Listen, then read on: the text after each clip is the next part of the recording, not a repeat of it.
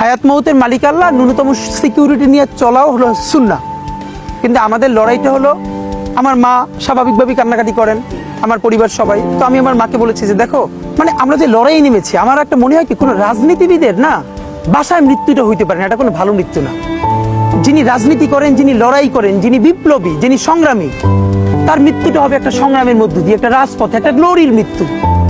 আমি তো ভীষণভাবে প্রত্যাশা করি, আমি ছোটবেলা থেকে এই স্বপ্নটা দেখি, অনেক জায়গায় বলেছি, একটা তুমুল মিছিল হচ্ছে অন্যায়ের বিরুদ্ধে, সেই মিছিলের সামনে আমি আছি, কোনো একটা বুলেট এসে আমার বুকটা হয়তো বিদ্ধ করে দিয়েছে, এবং সেই মিছিলে আমি হাসতে হাসতে আমি শহীদ হয়ে গেছি।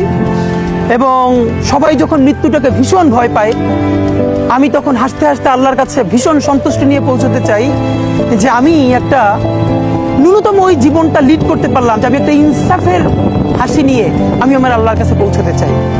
সুতরাং আগামী 50 বছর বাঁচলাম, কোনো ইম্প্যাক্ট তৈরি হলো না আমার দিয়ে, দেশের জন্য, রাষ্ট্রের জন্য, উম্মার জন্য, জাতির জন্য। কিন্তু আমি ধরেন 5 বছর বাঁচলাম, সেটার মধ্য দিয়ে যদি আগামী 50 বছরের ইম্প্যাক্ট তৈরি হয়, তাহলে অনেকদিন বেঁচে থাকায় কি সাফল্যের? বলেন, শহীদ প্রেসিডেন্ট জিয়াউর রহমান কয়টা দিন বেঁচেছেন, কিন্তু ভাবেন আজকে পর্যন্ত উনি আমার অনুপ্রেরণা। হাঁটতে হাঁটতে আমার পা ফুলে যায়, আমি, আমার টিম সেদিনকে ব্যাগের মধ্যে জুতো নিয়ে তারপরে একটা শপিং মলে ঘুরছিলাম, মানে পা ফুলে গেছে, পা জুতোয় ঢুকাতে পারছিলাম না। তো জিয়াউর রহমানের একটা ওনার গল্প মনে পড়ছিল, যিনি মাইলকে মাইল যখন হাঁটতেন, ওনার সাথে স্টাফদের পা ফুলে যেত, কিন্তু ওনার তো আর্মি ট্রেনিং আছে। তখন তাকে বলতো, স্যার আপনার তো আর্মি ট্রেনিং, আমরা তো আর পারি না। এই জন্য ওনাকে মানুষ রাখাল রাজা বলতো।